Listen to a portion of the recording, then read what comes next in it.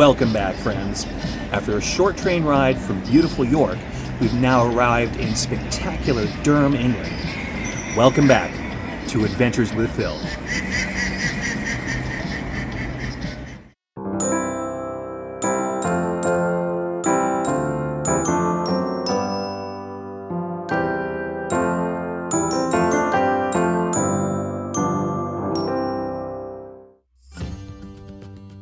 Our day began in the historic city of York. A short yet pleasant train journey took us to Durham in just 45 minutes. Just enough time for a glass of rosé as we whiz by the beautiful Yorkshire countryside.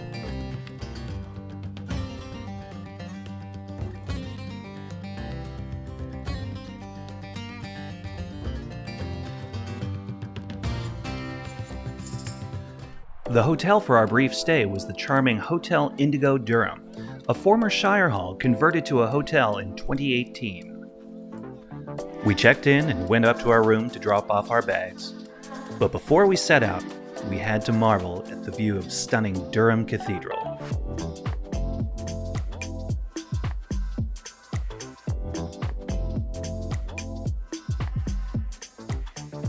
Durham was established in the year 995. It has for centuries been a religious and cultural beacon in the north. By north, I do mean the north of England. Scotland, I mean no offense.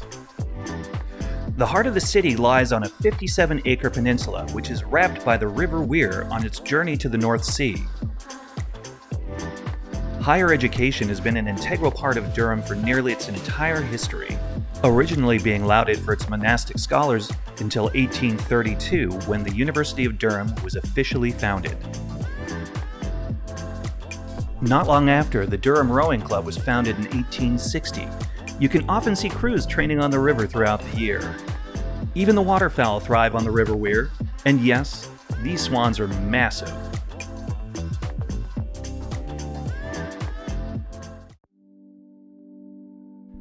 The heart of the city is quite hilly, but pedestrian-friendly.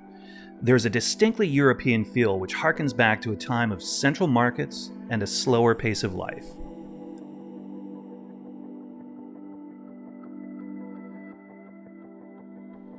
Despite having a number of modern businesses, you still get a feeling that you've stepped back in time.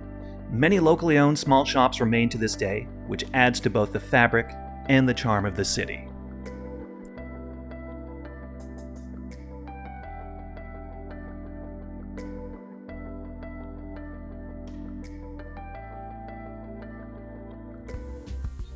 We took a cue from the ducks and decided that it was time for a late lunch. Being a university town, it's a casual, unpretentious atmosphere, and the service is relaxed. The burgers and the bubbles were quite delicious.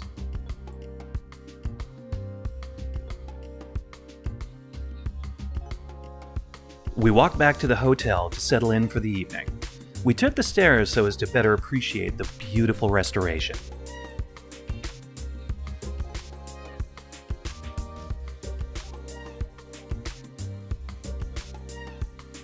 The room itself was quite lovely. The bathroom was spacious, well lit, and the rainfall shower was a treat on the cool northern mornings.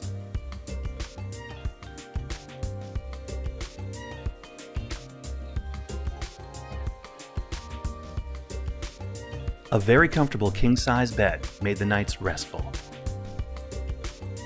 The linens were of good quality, and the pillows just soft enough.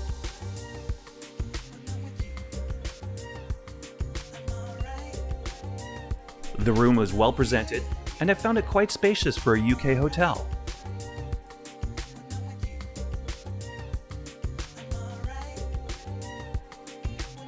The quality of the workmanship and the restoration is definitely something to take in.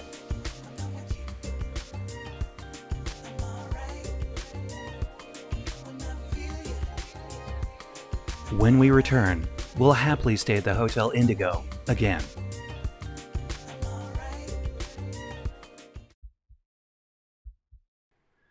The next day, we set out to explore the university and the star of the show, Durham Cathedral.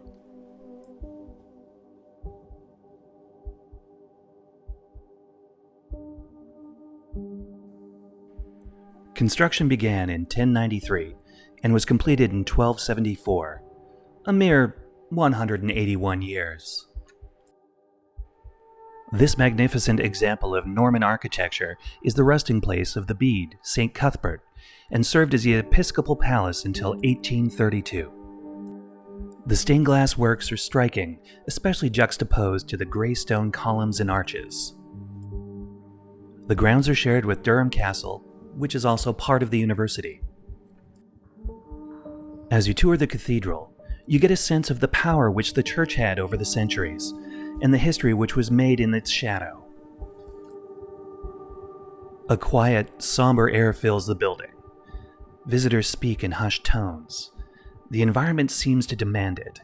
You can almost hear the footsteps of the monks from centuries long past. If a full church service isn't your thing, I recommend attending an evensong service, as students of the university perform choral works. The acoustics in the cathedral are fantastic. More recently, Durham Cathedral stood in for Hogwarts in Harry Potter and the Philosopher's Stone. We attended the Museum of the Moon, an interactive exhibit with an illuminated replica of our nearest celestial neighbor. It was a beautiful experience, which this video cannot do justice.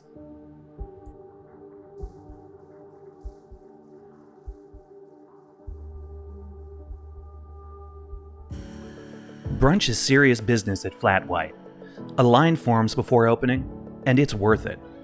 The coffee is outstanding. I enjoyed their take on Eggs Benedict, and Becca highly recommends the lemon curd and blueberry pancakes.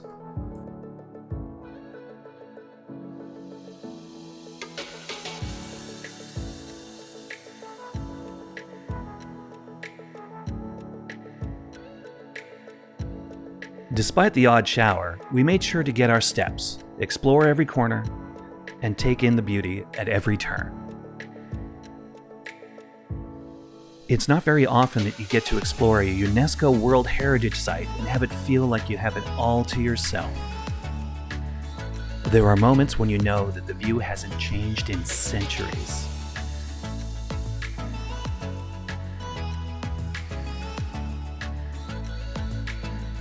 We had time for one more coffee and one more walk.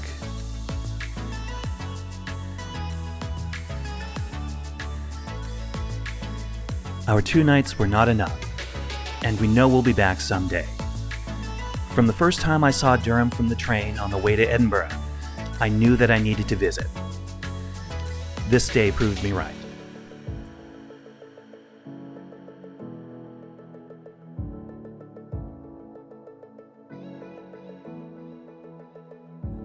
Here's to you and your swans, Durham. Cheers.